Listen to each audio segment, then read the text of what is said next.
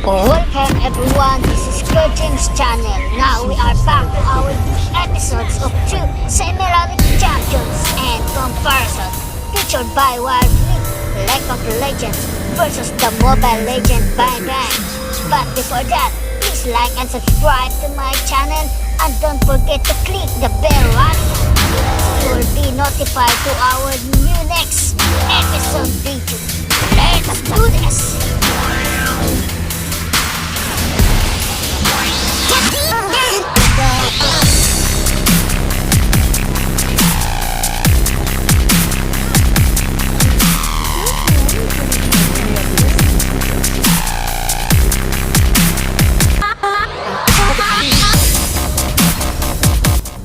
Leblanc is the mistress of illusions. No one really knows her real identity, and she makes sure no one knows who she is for her own safety, because she is the matron of the Black Rose. Even though the Black Rose currently takes place in Noxus, it is a Cabal organization that existed far longer than the Noxian Empire itself. It was always scheming from the shadows, manipulating the rich and powerful. Though most cultists never learn the origins of their matron, many know the legends of a pale sorceress who aided the broken barbarian tribes. It was because of her that the barbarians formed an alliance, and together they took down the infamous Iron Revenant. This is important to us, because even though it was never directly confirmed before, now we got it finally confirmed that Leblanc is indeed the Pale Lady, which is a character you may remember primarily from Swain's story. Since Leblanc had her pawns even inside Monetize's inner circle, it was easy for her to set up a betrayal. But simply destroying Monetize's physical vessel wouldn't do. She had to neutralize the source of its power, which was the immortal bastion itself. Deep below the bastion, there was something called the Well of Death. This was the real source of Mordekaiser's power, and it was this well that Leblanc had to seal away. In the end, she succeeded, but she never locked it away completely. Since Leblanc was the mistress of illusions, her greatest trick was to make Noxus forget any of this ever happened. A couple of generations later, Noxus forgot about the dark power that boiled in its own heart. And together with that, all mentions of Leblanc herself were burned from the pages of history, around the time of the Rune Wars. The Black Rose exists now to keep the dark powers in check. Occasionally, a new member joins the cult, usually a mundane noble that could be exploited in the future. But even the most powerful military commanders could only ever serve the cult's true masters, as they fight one another for influence, both in the capital and beyond its borders.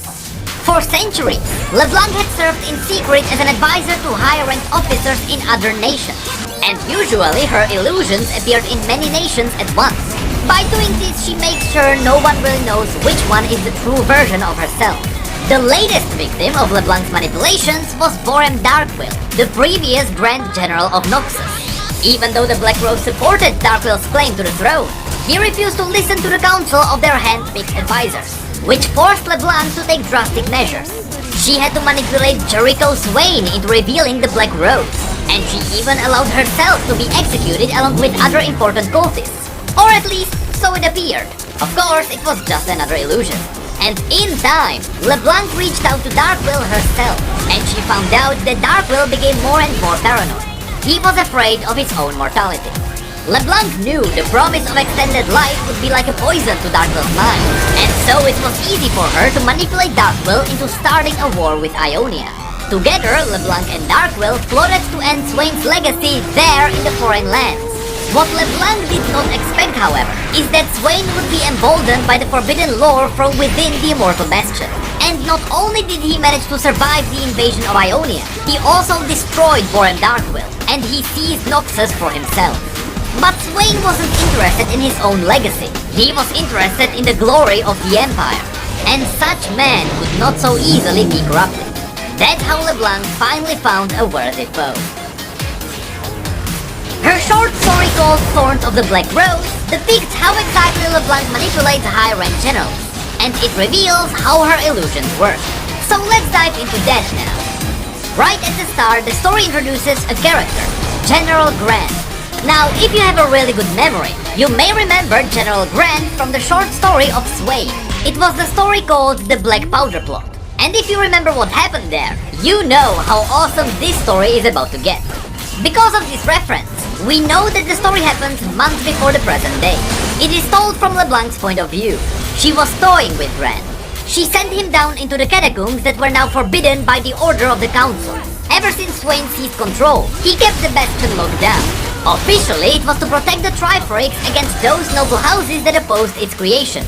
Unofficially, Swain knows that those who enter these forbidden catacombs expose themselves as enemies. Even so, Grant continued lower and lower. Leblanc whispered into his ears, disguised as Grant's cousin. She assured him that he was the hero of the Gates of Morning, and as an honored hero, no one would question why he's down there. But Grant knew it wasn't him who won the Battle of the Gates of Morning. It was Swain's Legion. All the other soldiers didn't even need to be there. The Legion would have won regardless. That's why Swain wouldn't even join the celebration. That's the alleged truth that drove Grant into delving down here. He hated Swain. Then, still disguised as his cousin, Leblanc once again assured Grant that he is a true Noxian, and that even she wanted to meet him. After a while, they arrived before the yawning mouth of the gate in the darkness. Grant almost dropped his lantern in surprise. This was the first time he saw it. Before they continued through, Grant questioned if what they say about her is true, to which Leblanc in disguise suggested that he should find out for himself. As they walked through the gate, anonymous figures passed by them, going in the other direction. Grant asked the person he knew as his cousin who they were. He learned that all of them shared the same goal. They wanted to see the downfall of the usurper, and that it was better to not know their names or their faces. Grant questioned this logic. How was he supposed to work with them when he didn't even know anything about them? But all the questions died in his throat when they approached the Great Well of Souls. It lit the room with hues of cold blues and jealous greens. Suspended above the well was a silhouette that every Noxian knows only too well. A husk of lifeless armor depicted in every history book. At that point, Grant had a meltdown. He couldn't believe what he saw. The truth behind the great empire of Noxus. Leblanc leaned close to confirm his fears. As it had been for centuries, no Grand General, no Emperor or Tyrant can stand unless the mistress of the immortal bastion allows it. Then Leblanc carefully guided Grant away from the side that had paralyzed him, and towards the veiled tombs that lined the passage on either side. Swain must fall, she continued, and their cabal was ready to sacrifice everything to achieve it. After that, Leblanc pulled back one of the shrouds, and there he was, the desecrated body of Hadrian, Grant's cousin. Somehow, Grant expected this. He realized that the person next to him was the Pale Lady, and he didn't even flinch when a second Pale Lady approached him. She was everywhere. She was everyone. Grant's father and the rest of his family were slaughtered because they stayed loyal to Boran Darkwill. Hadrian gave his life gladly in pursuit of revenge. All the Pale Lady asked for was to make sure their sacrifices were not for nothing. Soon after that, more copies of the Pale Lady approached him from the shadows. Grant understood now, and Leblanc didn't even need to point out the empty tombs next to Hadrian. Grant was ready to give his noble blood for the Pale Lady. With that, Leblanc cast a quick spell, marking Grant with the sigil of the Black Rose. Now that was the complete base story of Leblanc. I say base story because if you want to learn more about her actions during other events, we have 2 more older videos with stories where the Pale Lady played a role.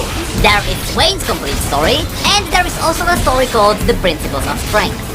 Now, as we mentioned, the story of Leblanc and Mordekaiser are connected, and because we wouldn't get a better chance to get into the newest story of Mordekaiser, let's quickly have a look at that too. The new story isn't the longest, but it is interesting because it jumps between different times in Mordekaiser's life. The first bit depicts Mordekaiser after he was sealed away by Leblanc. He was now in his own realm, the afterworld he created, the Mithna Raknun as it was called there. Once it was utterly empty, but now Mordekaiser walked down the path of the fortress he built using the souls of his victims. It was a massive construction of cruel magic and iron will. The next scene that takes us to the moment Sun Uzal died the first time. It took him a second to realize that he was dead. For a moment, he felt sadness in his heart. But then, he laughed. That was what he lived for.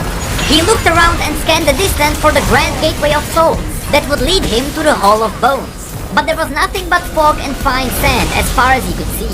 Time passed as he endlessly searched around. None of this made sense to him.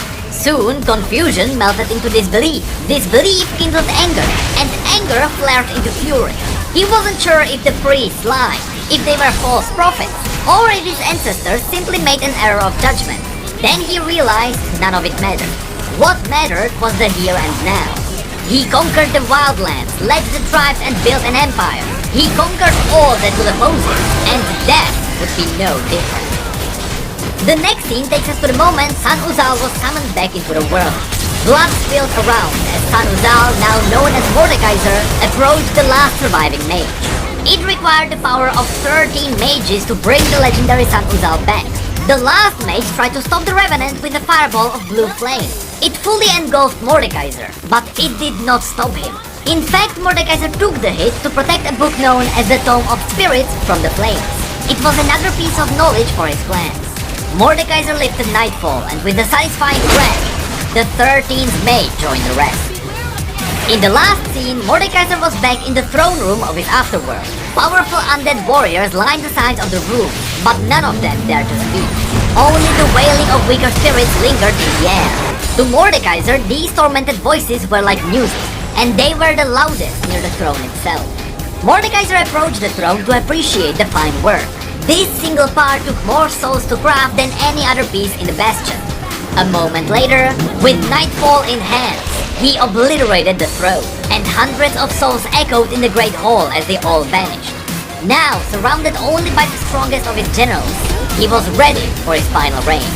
He walked out of the great hall and towards the heart of his fortress. In its center, there was a relic that tied Mitna Raknun to the mortal realm. A relic that was tied to the heart of the immortal bastion.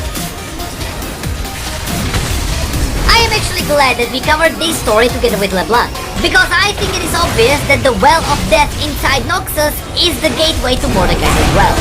The question is, how big of a storyline can this become? And will Riot be able to bring Mordekaiser back without destroying half of Valorant? One thing is certain though. You're all playing chess right now, aren't you? And as always, thank you, come again.